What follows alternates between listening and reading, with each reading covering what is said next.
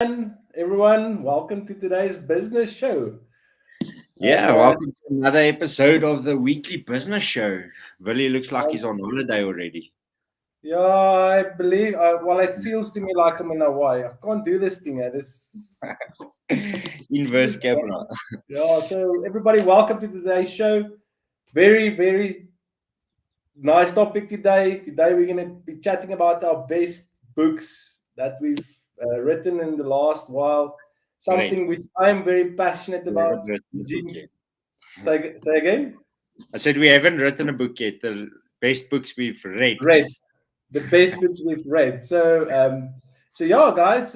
But yeah, everyone that's listening to the show, Eugene, maybe give them a run and tell them who's EHQ and what we're all about before we jump into today's topic.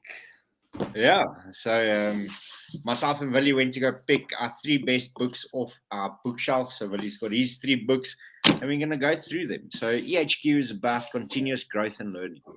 As entrepreneurs, that is part of business owners. If you're a business owner or you're an entrepreneur or self-inspiring entrepreneur, one of your biggest things that you need to master is the art of acquiring information. Where do you get your information from? How does it condition your conscious and even your subconscious? And the people that you spend your time with, the information that you take in, the channels you follow, etc., is all really crucial for that. So And I all think this this information is out there, and most of it's for free, guys. So there's no excuses. crazy about it. So this is, for example, one of the books I'm going to talk about is Phil Knight, and he's a guy that started Nike. Just the best storybook. It's one of those books that you sit and you can't get out of your car. The point is, he spent 20 years to learn everything that he learned, and he put all his information of the last 20 years into this book. And you've got the information to go through books of guys that's been tremendously successful and get all that information that took them 20 years to learn. You can get it in 20 hours on an audio book or a couple of days in a physical book. And if you look at what's that guy from Microsoft, Bill Gates, he's got that Yeah. thing. Billy, did you check that thing on Netflix?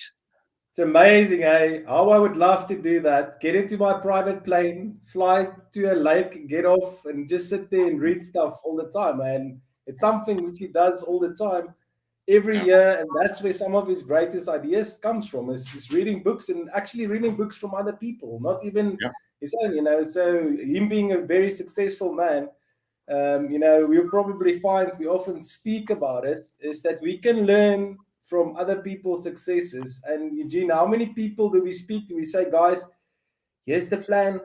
This is Yeah. what you need to do. And still, nothing comes from it. I was literally talking to someone like 30 minutes before this call because I'm actually listening to a book and I shared something on a group and this guy called me back and we just started he's just laughing. He says, now he's busy with the same book. And one of the things that came out there, we've got all of this knowledge out there, and it's kind of dished up to ourselves. And Yeah. guess what we do? We don't take action, or we think we're going to take action, and we just jumped from the next thing to the next thing to the next thing. So yeah, I just we can talk for hours from this topic. I just Yeah. love it. So, guys, before we get into the book review and some of our coolest books and what's the lesson out of each book and how do we apply it? Before we get to that, if you do want to join our mastermind, just head over to our website and then click on our mastermind tab or the URLs at the bottom here, type it in and join our mastermind group where it's all about learning and especially in the digital age because that's where we are. Everything's moving online. All our Yeah. accounting systems, online stores, everything's moving online. So if you don't have a proper online strategy, it's going to be Mhm. tough times ahead. So, Yeah. so let's get into the show today. So our topic for today is three business books. So Willie picked three books, I picked three books, and guys, pop in the comments there. What is some of your books? Petrie's still alive. I'm Hello, glad to hear. Pietro, Been a George. while. So, what's some of your favorite business books that you've read, and what's maybe the one lesson we speak about this quite often? And it's something that's in my library that I haven't got to yet. It's called The One Thing, mostly because I wanted to write the book, and then I found out someone already wrote it. The point is, if you do one thing consistently over a period of time, 9 months, it doesn't take 21 days to form a habit. That's rubbish. I know a ton of people that's done stuff for 21 days and 3 months later, And it's not working. If you want to do something, do it consistently for 9 months, and it becomes a lifestyle. Exactly. So, Now I can contest. I can agree to that. yeah, they actually did a study, and it's 9 months is the kind of the magic number, where if you get to 9 months and you can do it consistently, whether it's once a week or twice a week or whatever it is, consistently for 9 months, it'll become part of your life. So Tony Robbins has something that he says: success leaves clues. So all the successful people, they didn't do something magical. It was a process that they followed, and they write about it in their books. They tell you exactly the process that they followed. And I think that's where the thing comes in about and Willie, you'll talk about it in your book, with your passion and your purpose and your why you're doing it. Because we're going to go through this entrepreneur roller coaster. And if we get to the bottom, and every single one of these guys went through the entrepreneur roller coaster, they had times where their companies liquidated and where it failed. And one of the companies I'm going to talk about, where they pulled their loans, their overdraft from the bank, and they didn't have cash to operate the business. And they were doing $300 million in sales, and the bank pulled their funding. So this entrepreneur roller coaster is there for everyone. When you get to the bottom, is your passion big enough to take you back up? And that's what it is this consistency over a long period of time. So Willie, I think you can get started, guys. As you listen to this, pop in the comments. Have you heard about the book? Have you listened to it? What was your take on the book? What's the one thing that stood out for you? What's the one thing that you can do consistently? So I want to challenge you. The challenge for this show, or for this particular episode, is go pick a book, figure out what's the one thing that stands out for you, and apply it for 9 months. Yep. That's the challenge that I want to say to everyone. And the next thing is, Eugene, even if you just take one thing, you don't have to take one thing from each of these books, just one thing today. You know, some of these books that the first book, let's jump into that book. So the first book that I want to chat about is called The Chimp Paradox. And I don't know if any one of you have heard of that, but this has been a life-changing book in my life. And, you know, especially for me in relationships and stuff like that. So the book is written by Dr. Steve Peters, and this was actually it was a book that was gifted to by my brother. And I'm not a person that actually reads quite a lot. And, you know, this is one of the first books that I picked up. So for me, it's got a soft spot in my heart, because that's where one of my journeys and the passion for reading and listening to audiobooks started. But in a nutshell, this is not kind of a business book. This is a mindset management methodology or tool, which this guy has written all about. And what's so nice about it is he's tried to explain to us in his terms how biology, our brains is made up of different parts. And he calls it the human part, okay, and then he calls it the chimp part, and how these two brains that we've got constantly fight each other to take control of situations and stuff like that, and how your chimp, and that's why it's called the chimp paradox, how the chimp is actually been there for us to survive. And the biggest problem with this is we're not living in the bush anymore, and we're not getting chased by lions. So how this let's call it primitive brain of ourselves goes into like this fight or flight mode when we start interacting with people. And, you know, I don't know, all of you have been in a situation where you kind of walked into maybe a discussion or a meeting or whatever, and someone just looked at you funnily and said something, and you instantly reacted, and, you know, this reaction created havoc in the situation. And you could step away at the end of this thing and thought, okay, sure, that was a bit hectic, you know. could I have treated this thing better? And he talks in this book about how these two brains, talk to each other, and how your computer, you can actually teach yourself to override this chimp and put it to bed so that you can just deal with situations a lot better in your life. And I think the biggest thing for me out of this book is, number one, I gave it to my wife and she read it, and it was like a life-changing experience for her as well. And just how that made our relationship so much better, because we are different people and we do things differently. How this makes you realize that sometimes people are not actually attacking you or trying to do something negatively to you. You also need to ask yourself, what's happening in that person's life? Why has he just treated you like that or spoke to you like that? And I think the biggest take for me out of this book, Eugene, is the fact we shouldn't act on our feelings. You are allowed to feel like how you feel, but sometimes what you need to do is just pause for a moment, step back, and try and put yourself into that person's shoes or that situation, and try and analyze these things before you, make these irrational decisions, which is your chimp brain taking over the human. So guys, the Chimp Paradox, there's nice videos about this online. It's really something which I can recommend to anyone. I know my wife, she loves giving books to people. She's met people before, which is like very aggressive. And she's actually given this book to these guys. And, they came back there and said, you know what, I'm actually able to, let's take it for work, for that matter.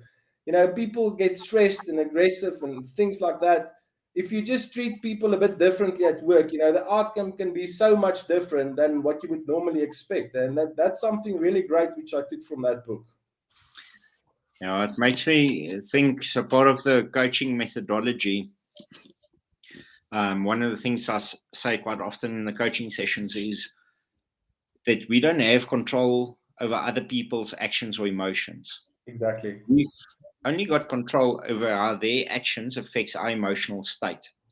And Willie, you that do the coaching as well, when new coaching clients come in, what's the first thing they tell you is when you ask them, what is it that you want? What's the purpose of starting your business? And they say, no, they want freedom. Okay, explain to me, what is freedom? No, I want to go overseas once a year. I'm like, yeah, and the other 50 weeks of the year, what are you going to do? That's not freedom. So what I actually found out over the last couple of years is that the highest point of freedom that you can get is actually emotional freedom, peace, when you're at peace. But now every time you get triggered, that is because of our own way. Tony Robbins calls it the story in our head of how it was supposed to be. Someone was supposed to treat me like this, or this was supposed to happen, or this is how my relationship was supposed to be. And then something happens that's outside of that picture in your head, and then all explosions inside of you. That's exactly what the Chimp Paradox is as well. And it creates that emotional peace when you can recognize your emotions, you can feel the emotions, but you don't act on it. Gives you those tools to control your emotions. And that's kind of what it all boils down to. When you react on emotions, and especially negative emotions, the outcome is normally 99% of the time not good, and that's something which and I think related to business as well, Willie, is how well can you run your company from a creative space? Because strategy comes from a creative space. Business is about solving problems in a creative way. So each business, you are there because you're solving some sort of problem. And if you can't think of a creative way that you can solve a problem, then you won't run a business. So if you are stressed out, if you're angry, if you're depressed, if you're affected by how someone else treated you, what's the chances that you're going to run your business in a proper way? It's amazing, dude. It's really amazing book. It's it's something which is stuck. It's something which I've read a couple of times, and you will be quite surprised on a lot of people how emotionally aware they are. and actually doing the stuff that they say in the book. So, but Eugene, go for it. So that was your first book. So I am filling up. This is my first book that I ever read, except for Kringe in the Bos. That was Philosopher. I've never read a book. My first book that I read was when I was 25.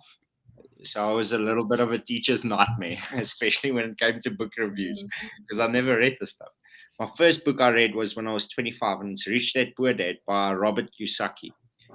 Now, many guys that's in business will know of Robert Kiyosaki. He's done quite a few events in South Africa. Absolutely amazing business guy. Amazing person as well. And what you see is what you get. He's one of those guys that get up on the stage and he swears and screams and he's like, dude, what is going on? Or he explains something and the guys don't answer. He's like, guys, I'm busy talking to you. I don't need to be here. Are you listening to me? It's like, Jesus. Okay, my bad. Sorry, Robert. Sorry, Robert. So I love storybooks. And this is a great story. It's about how Robert Kiyosaki grew up, and he had a dad that was his friend Mike. His dad was a rich dad. And then he had the poor dad. And his rich dad, his poor dad was his biological father. And he had a PhD and all sorts of stuff, everything that we get taught, grow up, get a good education, get a good job, and make a ton of money. And his rich dad, with all his degrees and PhDs and all that sort of stuff, died poor. The only thing that Robert, what do you erf, whatever, but the only thing that he inherited from his rich dad from educational point of view was debt. And then his other dad that was actually a rich dad never went to college, and he started buying small houses, and so he upgraded and he had small businesses and he tells a story about how these two different people just thought in a different way. The perceptions on life, how they think about money was very, very important. And then after this, he wrote a book called Cash Flow Quadrant, which basically is we employed, then we move to self-employed, and then we think we're in business. We're not in business. You're just creating business. And then you move to big business. And it's only once you start building out teams and you've got multiple teams with multiple streams of income, then you've actually got a business. Before that, you're self-employed. And then once you move past that, then you move to the investor stage. And he talks a bit about it in Rich Dad Poor Dad. Just an absolutely amazing story for me. And the one thing that stood out for me was how differently the two people think versus the PhD dad and the entrepreneur dad, and how different their mindsets was. And my son started his first business now. I'll actually post a pic on Instagram for the guys that follow me on Instagram. Go check it out. So Logan had his first coaching session as well. So I hired a coach for him now that's going to see him on a monthly basis. And this was Logan's first book. He asked me, he's got a prescribed book from school. And I said, before you read that, go and read this book. And 2 months after he read this book, he started his first business. It's like selling, he's busy building his own website. And so if you want to start a business, read this. Amazing story to get you inspired and motivated to start your business.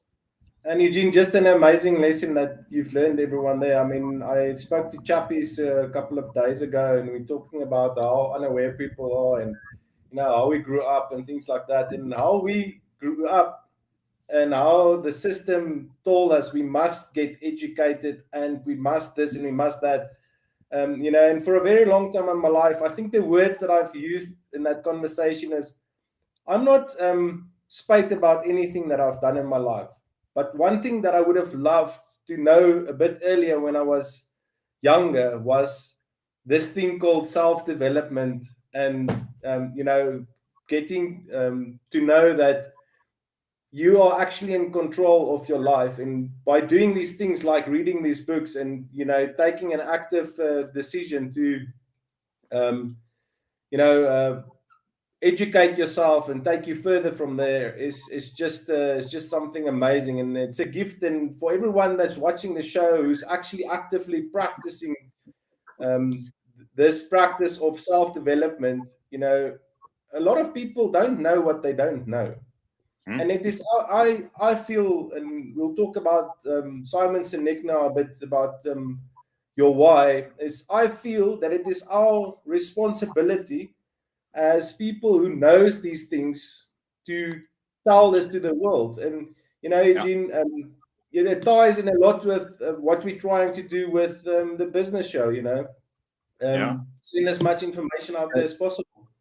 This is one of Robert Kiyosaki's other books. Sorry, this camera's inverse, so if you move this way on the screen, it moves other ways. So, what the rich invest in that the poor and middle class do not. And this is another book of Robert Kiyosaki, and he's got something else, another book that what the rich teach their kids that the poor and middle class don't.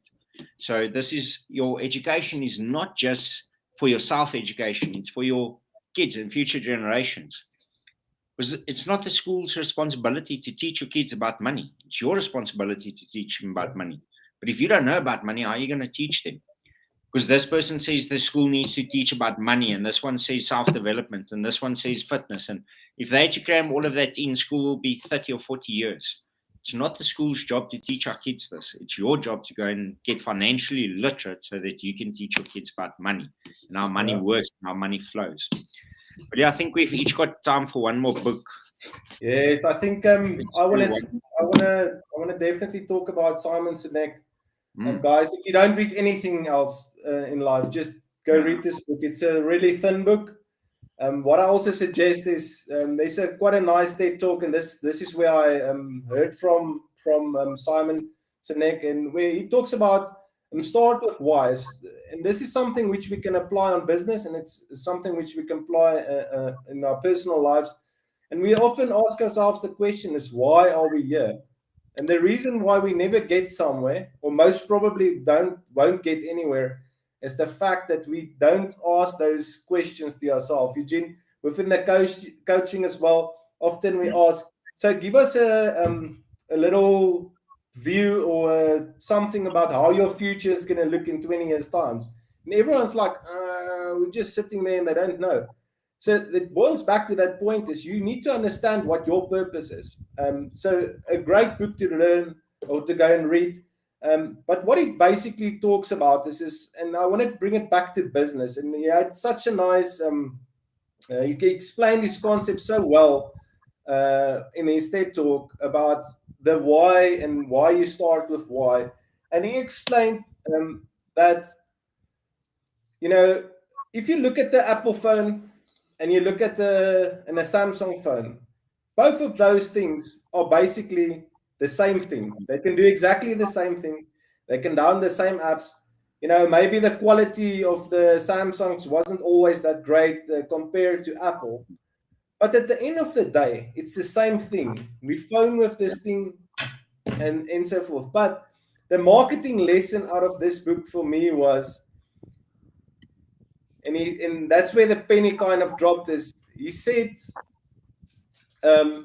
when Apple did their marketing, they weren't telling everyone how great this thing is and what's the features and stuff like that.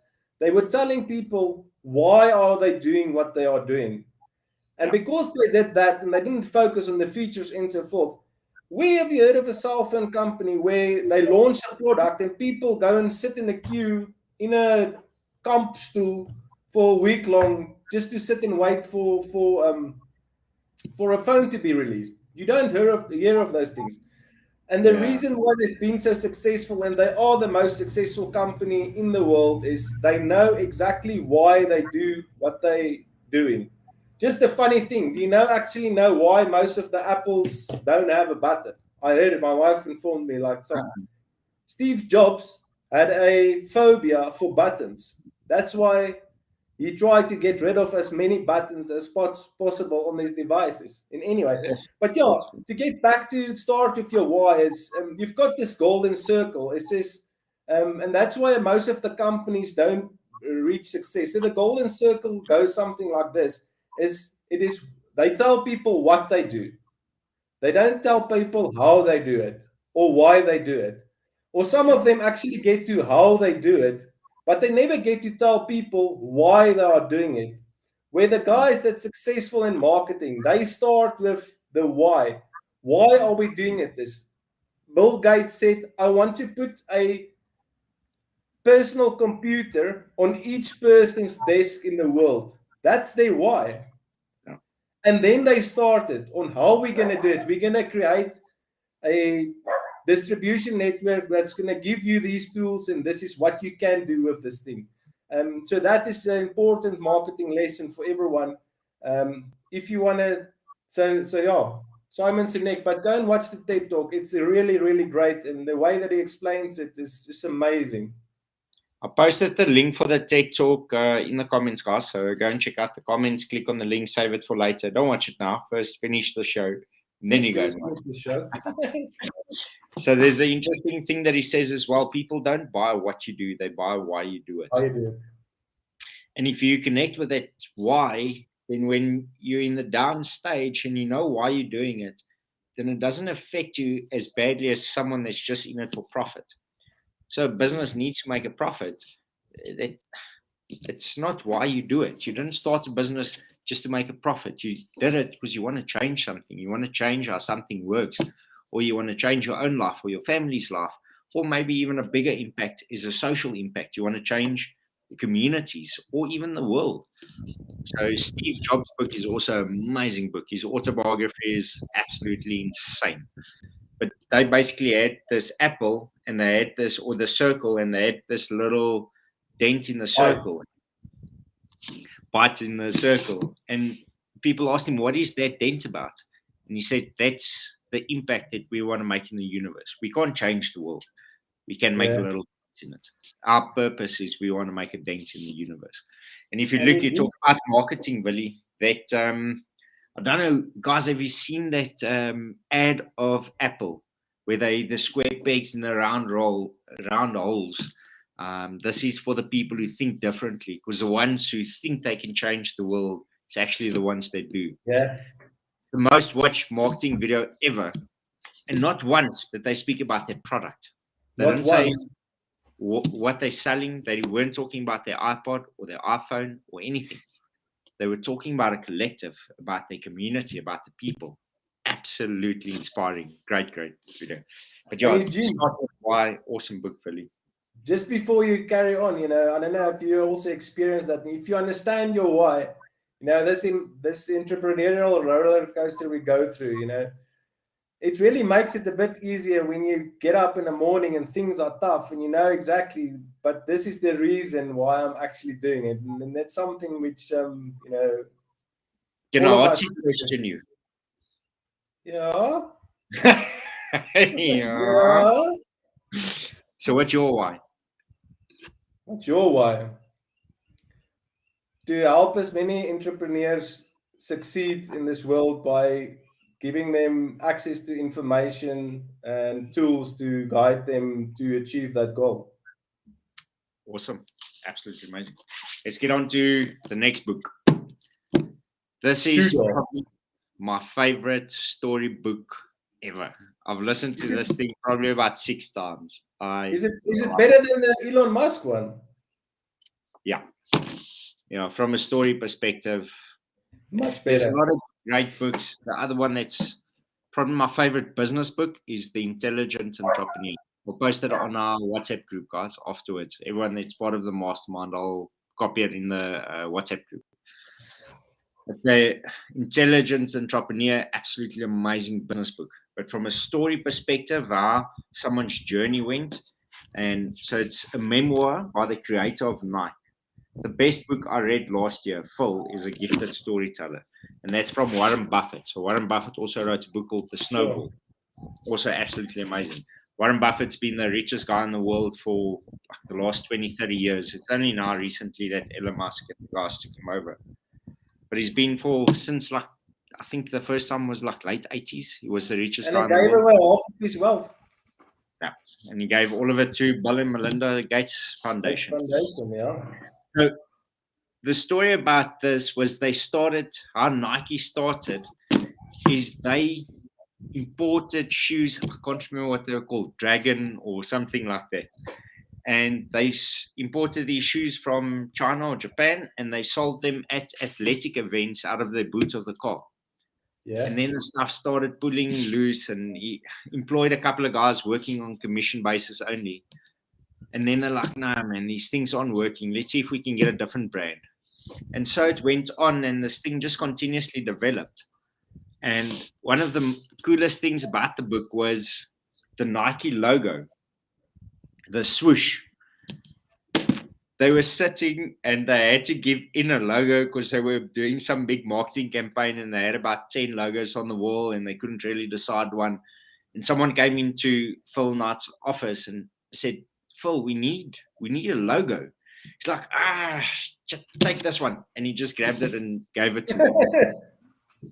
So I think that two things that stood out for me, even Nike, the name, they went through like 4 different iterations of the name.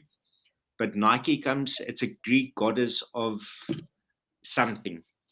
That's where Nike, the actual name, came from. Yeah. And the 2 things that stood out for me is don't sweat the small stuff. What the color of your logo is and all that sort of stuff isn't as important of your business than finding out what you're doing and what's your purpose and what you're trying to achieve through this.